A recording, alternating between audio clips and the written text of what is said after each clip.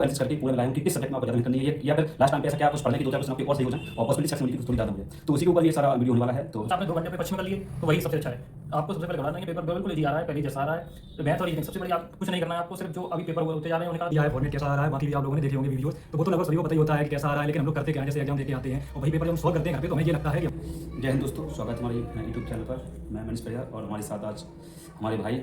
सबसे पहले मैं इनको इंट्रोडक्शन कर देता हूँ कि 10 नंबर पर ये बैठे हुए हैं, ये विकास भाई हैं। इनका भी सिलेक्शन 244 वाली वैकेंसी हुआ था और ये कमर भाई हैं और ये भी इसी वैकेंसी सिलेक्टेड हैं। और ये वीडियो जो मैं आपके लिए लाया हूँ बहुत इंपॉर्टेंट वीडियो आपके लिए है, क्योंकि आपको पता है कि आपके 2 शिफ्ट का एग्जाम हो चुका है और उसी को एनालिसिस करके पूरा मैं लाया हूँ कि किस सब्जेक्ट में आपको ज़्यादा मेहनत करनी है ये या फिर लास्ट टाइम पे ऐसा क्या कुछ पढ़ने की 2-4 क्वेश्चन आपके और सही हो जाएं और पॉसिबिलिटी सिलेक्शन होने की कुछ थोड़ी ज़्यादा हो जाए।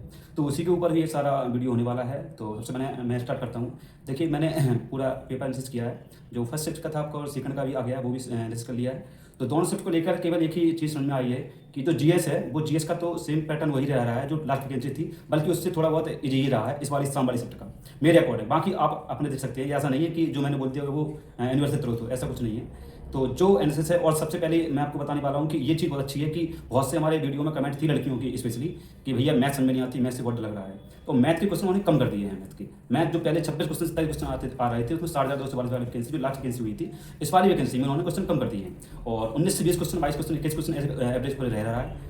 तो अब आपको मैथ से डरने की जरूरत नहीं है और एक भी क्वेश्चन मुझे ऐसा लगता नहीं है, 1 या 2-4 क्वेश्चन छोड़ के, तो वो तो हर कंपटीशन में होता है कि जिनको आपको थोड़ा जान दिमाग लगाना पड़े। बाकी बिल्कुल सेम टू सेम आपको वही बेटर रहा है। और अगर मैं थोड़ी बहुत मैथमेटिक्स पढ़ी हुई है अच्छी तरीके से, और किसी भी अगर आपने एसएससी जीडी भी तैयारी की है, तो मैं लिख के कह रहा हूँ यूपी पुलिस का जो मैथ होगा आराम से पढ़ी कर लेंगे।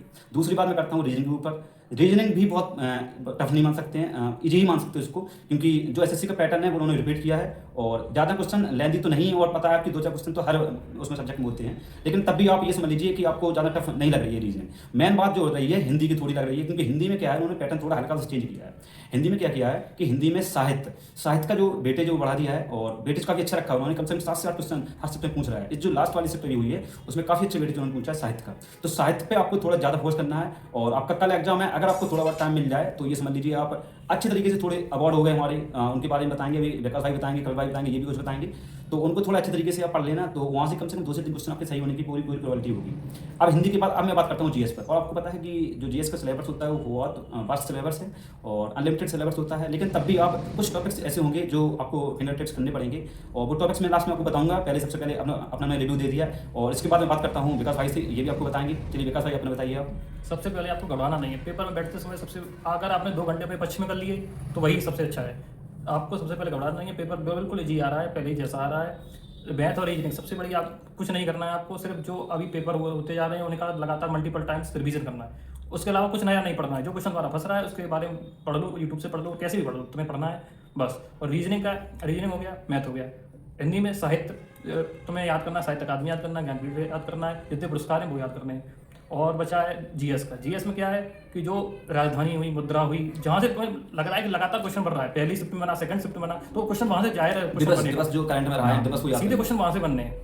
तो लगातार आप जो पेपर आ रहे हैं उन्हें मल्टीपल टाइम आप वही पढ़िए, कुछ नया करना नहीं है। और बस सबसे बड़ी बात, अपने आप को कूल एंड काम रखना है और OMR बहुत अच्छे से पढ़नी है, इतना बहुत जरूरी चीज़ है। चलिए बात करता हूँ मैं पर भाई से, ये भी कुछ बताएंगे आपको दोनों लोगों ने बता ही दिया है फॉर्मेट कैसा आ रहा है, बाकी भी आप लोगों ने देखे होंगे वीडियोस, तो वो तो लगभग सभी को पता ही होता है कि कैसा आ रहा है। लेकिन हम लोग करते क्या है, जैसे एग्जाम दे के आते हैं और वही पेपर जब हम सॉल्व करते हैं घर पे, तो हमें ये लगता है कि हमारे 5 से 10 क्वेश्चन और सही हो सकते हैं। ऐसा लगता है, हमने भी दिया एग्जाम और ऐसा लगता था। तो इसके लिए हमें अपना एकदम अच्छे से वहाँ बैठ के ज़्यादा होपलेस नहीं होना है। जो क्वेश्चन आए आराम से उसको पहले कर देना है और जो थोड़ा सा लगे कि उसको हम अगर टाइम दे तो हो सकता है, तो उसके लिए थोड़ा सा टाइम छोड़ दें लास्ट के लिए। और लेकिन अटेम्प्ट क्वेश्चन सारे करने हैं, क्योंकि माइनस मार्किंग है नहीं, तो जहाँ भी थोड़ा 50-50 भी लगे तो हमें उस क्वेश्चन को भी अटेम्प्ट करके आना है और बाकी अच्छे मन से एग्जाम देना है और होपलेस नहीं होना है। जी, एक बात मैं विकास भाई से और पूछूंगा कि विकास भाई आप ये बताइए कि जो सेफ हमारा स्कोर है या सेफ क्वेश्चन, वैसे अभी कुछ जज नहीं कर सकते हैं, लेकिन एक्सपेक्टेड जो मेरे अकॉर्डिंग हो सकता है वो हमारी पॉइंट ऑफ व्यू के अकॉर्डिंग कि कितना मतलब क्वेश्चन अटेम्प्ट करें या प्रोबेबिलिटी ज़्यादा होने की, सिलेक्शन होने की प्रोबेबिलिटी हो हमारी 120 से 130 के बीच में आपका सेफ रहेगा, मेरी समझ से। अगर 120 प्लस है तो आपका लगभग सेफ है, लेकिन फिर भी अगर आप 130 तक कर देते हैं फिर भी आप पूरा करके आइए अगर आपको आता है। देखिए, सबसे पहले देखो, जो बात आपके दिल में थी वो बात मैंने पूछ ली है और तीनों भाई ने बताया आपको कि आप, और यही कमेंट आप लोगों की होगी कि भैया कितना स्कैन कर, वो कितना ज्ञान करें स्कोर कि जिससे ज़्यादा मतलब प्रोबेबिलिटी हो जाए कि मैं सिलेक्शन हो जाए। और लास्ट में मैं एक चीज़ आपको और बताऊंगा कि सबसे पहले आपको एक काम बहुत अच्छे तरीके से याद करना है कि आपको 150 क्वेश्चन में से 150 आपको सी नोट करने हैं अच्छी तरीके से। पूरे क्वेश्चन हो गया टाइम टाइम। बिल्कुल ये समझ लीजिए 150 क्वेश्चन आपको, अगर आपको 2-4 क्वेश्चन शुरू के नहीं आ रहे हैं, लास्ट के मान लो बीच में आपको दिक्कत होगी, तो आप लास्ट में भी जा सकते हैं, क्योंकि लास्ट के क्वेश्चन ऐसे कुछ होते हैं 20 से 10 क्वेश्चन जिनमें आपको पेन नहीं उठाना पड़ता है, और एक टाइम में मतलब वन टाइप क्लिक हो जाता है माइंड में आपका, और वो जो क्वेश्चन होते हैं वो लास्ट काफी इजी क्वेश्चन होते हैं, तो उनको बिल्कुल आपको देखना है। और सिलेक्शन होने की प्रोबेबिलिटी 2-4 क्वेश्चन से ही होती है, जो आपके गलत क्वेश्चन हो जाते हैं उन्हीं क्वेश्चन से आपका सिलेक्शन रुक जाता है। तो जो क्वेश्चन आपके आते हुए क्वेश्चन गलत मत करना है आपको, ये समझ लीजिए, क्योंकि अगर वो क्वेश्चन आपका गलत करिए तो काफी लड़कों से पीछे हो जाते हैं, हजारों लड़कों से पीछे हो जाते हैं आप। तो मैथ रीजनिंग इनको लेके चलिए कि 100 आउट ऑफ 100 पूरा कंप्लीट करने की कोशिश करें, क्योंकि इनमें अगर दो ने आपने कंप्लीट कर लिया और मैथ थोड़ी वो हिंदी हमारी रीजनिंग तो वो जीएस थोड़ी कम भी रहेगी, तो वहाँ से आपका यहाँ स्कोर हो जाएगा, कवर हो जाएगा। तो कम से कम 125 से 130